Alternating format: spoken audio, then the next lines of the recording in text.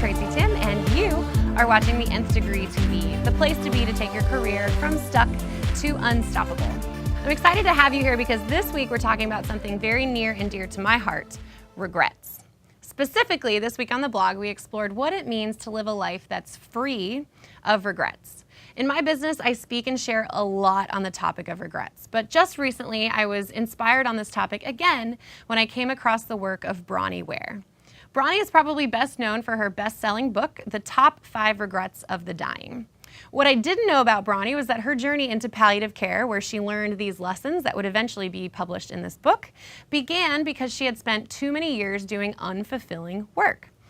Because of that shared purpose and because these themes are so common among all of us, today I'm sharing these top 5 regrets and how you can use them as inspiration for your career and your life. Regret number 1, I wish I'd had the courage to live a life true to myself, not the life others expected of me. According to Bronnie, this was the most common regret of all. When life is nearing its end and there's no one left to impress or prove yourself to, it's easy to look back and see the dreams and desires that have gone unfulfilled. Unfortunately, it's difficult to gain that perspective until we're robbed of the health and vitality that we're used to having. Now think about your own life and career. Are you in a job simply because it's what someone else expects of you? And where in your life have you made decisions that were dictated by the expectations of others instead of your true desires and dreams? I find it especially interesting that these people use the word courage when talking about this type of regret. I think that speaks to the fact that living a life true to yourself is not easy. It's countercultural and perhaps even unpopular at times. And that means that avoiding this type of regret is going to take some work on your part, but it's going to be insanely worthwhile. Regret number 2, I wish I hadn't worked so hard. In her book, Bronnie shares that every single one of her male patients shared this regret.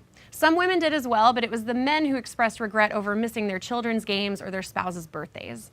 Especially here in the United States, we place a high societal premium on working hard and suffering in our careers. We jockey for who's the busiest, and we wear overwhelm like a badge of honor.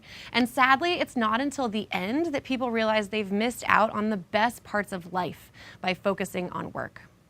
Think about your own life and your career. I know it might be funny to hear this from a career coach, but where are you prioritizing work and busyness over actually living your life? And what are you missing out on because you're working so hard? There are very few of us who ascribe to the live to work mentality. Most of us work to live, but I believe that we probably work too hard. I'll tell you that even in my own business, I prioritize time with friends and family over deadlines. Sure, I want to get things done, but at the end of the day, I'd rather have a project take a little longer so that I can enjoy my life right now along the way.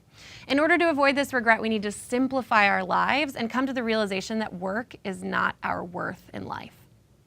Regret number 3, I wish I'd had the courage to express my feelings. Here comes that pesky courage word again. Bronnie shares that many of her patients suppressed feelings in order to simply keep the peace with other people. They didn't want to rock the boat, she explained. And she said that these people not only settled for a mediocre existence at best, but they also tended to develop illnesses that were a direct result of their underlying bitterness and resentment.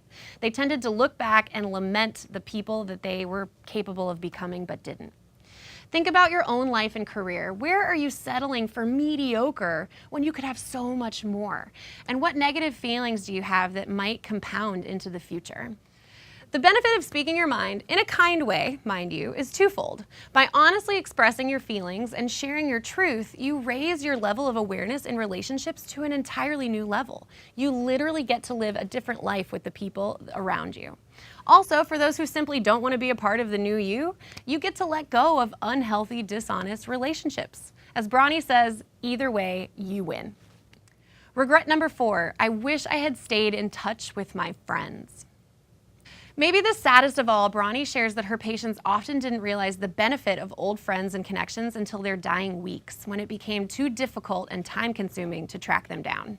Because of a myopic focus on themselves, these people had to let go of lifelong relationships and regretted not giving them the time and effort that they deserved. So think about your own life and career. Who have you been meaning to call but just haven't gotten around to it? And how are you prioritizing things like busyness or unnecessary work over meaningful friendships? This one really hit home for me. I literally have a handful of voicemails from old friends that I haven't listened to so that I can use them as reminders to call them back. The sad part is some of those voicemails are over 9 months old. As Bronnie says, it all comes down to love and relationships in the end. You'll never regret an hour on the phone with an old friend, but you will regret not calling them in the first place. Regret number 5, I wish I had let myself be happier. This one just makes me cringe. Bronnie wrote that this regret was surprisingly common, and this speaks to happiness being a choice rather than a circumstantial emotion. Apparently, their old patterns and habits of behavior had led them to believe that they were content, but as soon as they fell ill, they realized that deep down, they craved more laughter, more silliness, and more happiness in their lives. So think about your own life and career. Who are you trying to impress? And where in your life are you settling for comfortable when you could have so much more? Realizing that happiness is a choice is both terrifying and freeing. When you come to believe that it's within your power to be happier, to laugh more, to play more often, and generally enjoy your life to a greater degree, you have to take responsibility and actually do the things that will let you live a happier life. As Bronnie says, when you're dying, you stop caring what other people think. If you can, just let go and smile again, and do it long before you're forced to. And there you have it, the 5 regrets of the dying. I hope they create some inspiration for you to live the life that you were meant for today, instead of waiting for the not-so-ideal last-minute motivation to do so. As Picasso said, only put off until tomorrow what you are willing to die having left undone.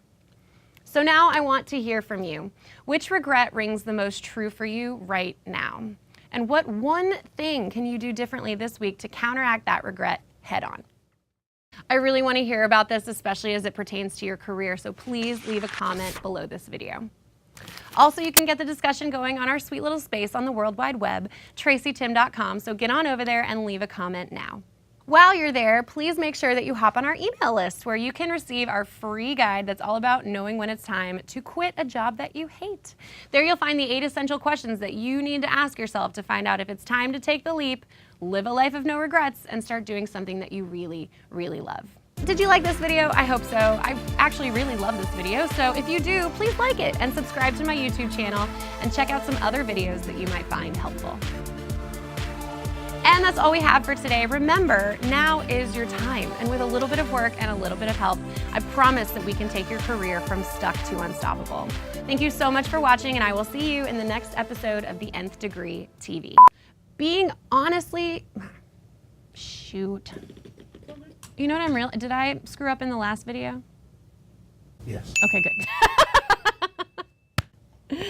We're just aiming to screw up here, people.